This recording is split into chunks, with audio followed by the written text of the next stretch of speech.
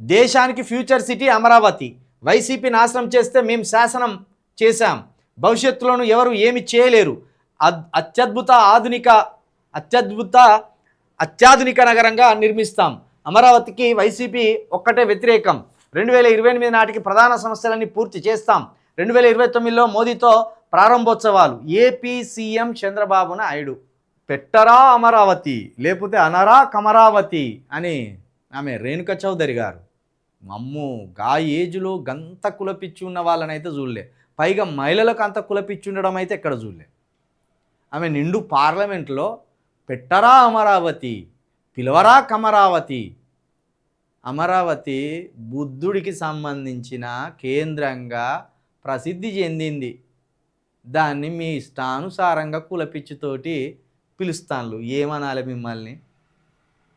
దేశానికి future city Amaravati అట, గట్టనే అంటారు. నమ్మకూరి ఒక్క భారీ వర్షం పడ్డదంటే మళ్ళా పెట్టె లెక్క ఎక్కడిదక్కడ కొట్టుకపోతుంది.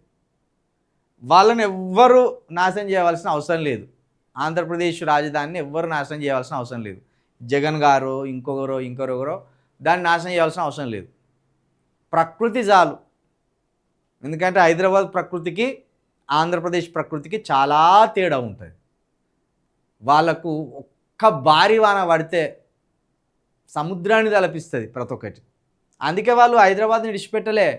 మాకు హైదరాబాద్ కావాలి, మేము హైదరాబాద్లోనే ఉంటాం, మాకు హైదరాబాద్ అంటే సంబరం, మేము అభివృద్ధి చేసినాం అని ఎన్ని అన్నారు వీళ్ళు. ఎంత గోస పెట్టిండు చంద్రబాబు నాయుడు ఎంత గోస పెట్టిండు మనల్ని. తెలంగాణ ఉద్యమంలో పవన్ కళ్యాణ్ మనల్ని ఎంత గోస పెట్టిండు. దేశానికి ఫ్యూచర్ సిటీ ఎత్తావు అమరావతిని. ఇంకా 100 సంవత్సరాలైనా హైదరాబాద్ లాగా అవ్వదు అమరావతి. ఇంకో 100 సంవత్సరాలైనా కాదు.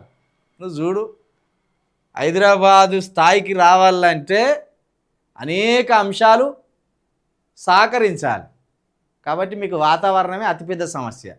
ఇక నీ చేతిలో అమరావతి పడ్డది కాబట్టి అమరావతిని ఇక్కడ ఎట్లయితే హైటెక్ సిటీ, మాదాపూరు, గచ్చిబౌల్ దాకా నీ సామాజిక వర్గానికి దోషిపెట్టినావో ఇప్పుడు అమరావతిలో కూడా గట్టినే దోషిపెడతావు.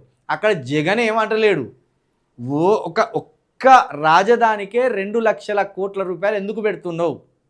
ఒక రాష్ట్ర బడ్జెట్ని ఒక రాజధాని కోసమే ఎందుకు పెడుతున్నావు అని ఒక ప్రధానమైన ఒక విలువైన ప్రశ్నని సంధించింది ఆయన. దీన్ని రాష్ట్ర ప్రజలు ఆలోచించాలి.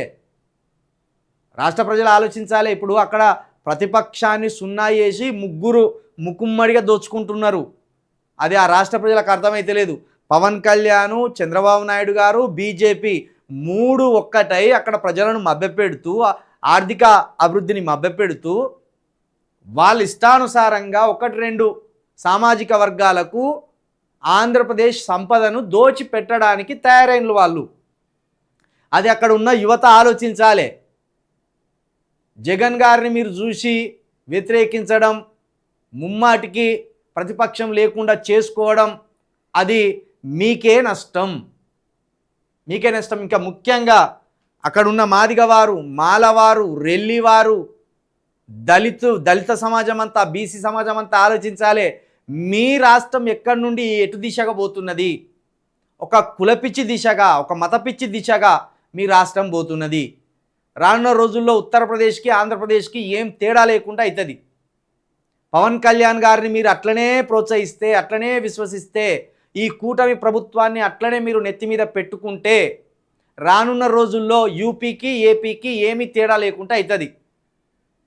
కాబట్టి మీరు విద్యావంతులు కావాలని కోరుకుంటున్నాం. మేము మీ పక్కనే ఉన్న తెలుగు స్టేట్కు సంబంధించిన పౌరులుగా ఆంధ్రప్రదేశ్ తెలంగాణలాగా ఒక విద్యా సంస్థలకు వేదిక కావాలి, ఒక విజ్ఞానానికి వేదిక కావాలి, ఒక సోదర భావానికి వేదిక కావాలి, ఒక మత సామరస్యానికి వేదిక కావాలి. కానీ ఆంధ్రప్రదేశ్ను మొత్తం ఒక మత మౌఢ్యంతో నింపడానికి పవన్ కళ్యాణ్, చంద్రబాబు నాయుడు, బీజేపీ ముక్కుమ్మడిగా ఒక ఎజెండా ఎత్తుకున్నాయి. కాబట్టి ఆంధ్రప్రదేశ్ దళితులు, బీసీలు, ఎస్టీలు ఎట్టి పరిస్థితుల్లో ఈ కూటమి ప్రభుత్వాన్ని మీరు క్షమించొద్దు, ఈ కూటమి ప్రభుత్వాన్ని మీరు విశ్వసించొద్దు. ఈ ఆలోచనతోటి మీరు ముందర పెట్టుకొని నడవండి.